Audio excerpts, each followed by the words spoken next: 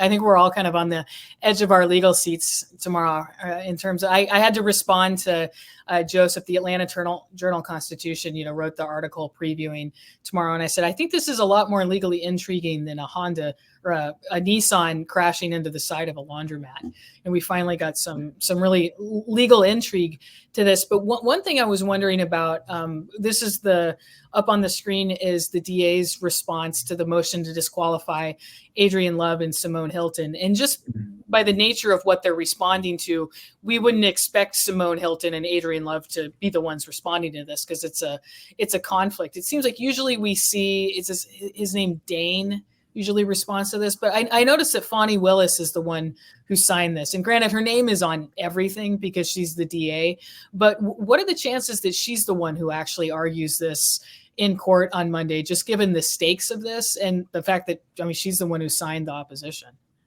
Yeah, if I can generalize so far about this case, in the motion practice that's taken place in the course of this trial, most of the time her name is not on the pleadings. DA Willis's name is not on the pleadings.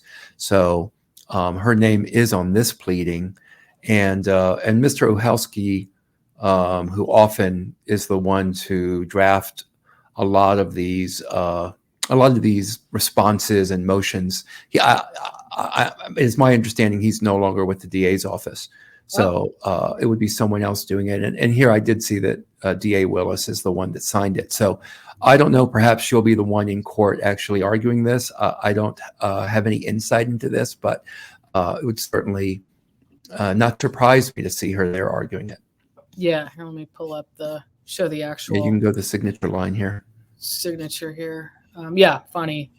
Fani Willis, district attorney. And yeah, usually and my experience with court documents is when you actually see the signature while they might've had a clerk actually type it up, they're the one taking personal responsibility for it. So, maybe there's somebody else that she would subordinate this to in the office, but I don't know. It seems like there is a chance we're going to see her. We can't guarantee either way, but yeah, the office has a lot of excellent prosecutors that they could bring in.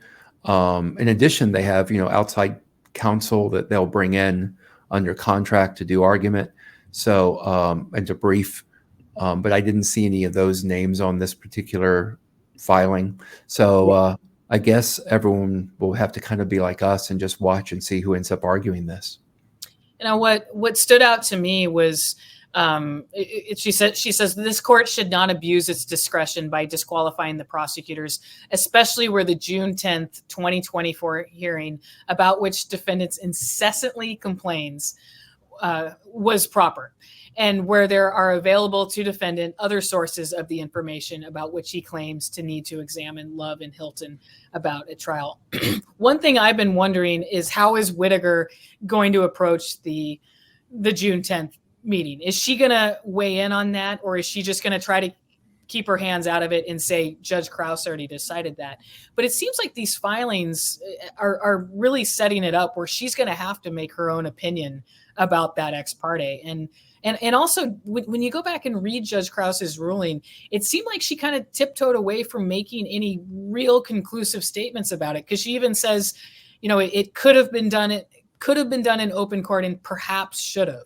You see the perhaps, and it's like, What's this perhaps stuff? Aren't you the one who's supposed to be deciding this stuff? So do you think we're going to see more debate about that June 10th meeting, and this is going to force Whitaker to make her own decision on it? I don't believe the propriety of the June 10th ex parte secret meeting is a closed deal. I don't believe the ruling on that is final at this point, especially the way that Judge Krause left it, as you said, in her order. So sorry, someone just sent me a funny text. Didn't mean to be distracted. I think that a lot of the motions filed by co-defendants counsel continue to raise the issue of the propriety of the June 10th meeting. I think my motion raises that to some degree. It's implicit in there. So I don't see how we don't go back to it. And I believe Brian Steele may actually, I'd have to look and see, I believe he has one motion specifically addressing that. Yes, where he asked Judge Whitaker to basically rescind Judge Krause's finding that she generally agrees about the propriety of the ex parte, and then also the line about where Judge Krause wrote "divorced from the hyperbole," referring to stuff in his motion as hyperbole. So, yeah, I think that kind of will beg a decision. I was kind of thinking that Whitaker, from a strategic standpoint, with just that motion, it would be very easy for her to just say, look, there's no legal authority for me to revisit Judge Krause's decision. And that would avoid her making any kind of opinion herself about the June 10th meeting. But it seems like all the other filings have just kind of set it up where she's going to have to opine one way or the other about it. But, yeah. I would think that she's going to have to get into that. So we will see. I think it's going to come up probably when I argue my motion for mistrial. I don't know when that will be, but I'm prepared to argue it whenever she makes that request. Because that's one thing we've talked about, is just the question of what order is she going to take things in tomorrow? Because obviously the mistrial is the big request. If that happens, why consider anything else? But it seems like there are foundational arguments that could help the mistrial argument, like this ex parte thing. If she were to make a ruling that this ex parte was improper, then you could go to the disqualification of the prosecutors. And if she disqualifies the prosecutors, that kind of forces a mistrial. But it seems like that remains to be seen. Is there any kind of plan to make a request for her to view certain things first, or is, I mean, I know she would have that discretion, but are you planning to make a recommendation? No, well, if she asks, I will. But if she doesn't ask, I'm not going to volunteer that. I imagine she's a very intelligent judge. I'm sure that she and her staff have looked at the array of motions before her. We weren't meeting today, so perhaps she's, in the chambers deciding on what order she's going to take care of things. So I leave it to her judgment to do that. One would think like the disqualification issue has to be raised pretty early. I think regardless of whether the ex parte meeting is proper or not, I certainly need to call ADA Love and ADA Hylton to the stand. I'm certainly going to be asking questions of Kenneth Copeland about them and what happened in that meeting. Fortunately, Brian Steele is taking the lead on that argument, and he's a brilliant lawyer, vastly more experienced than I am. So I can rely on his skill to address those issues.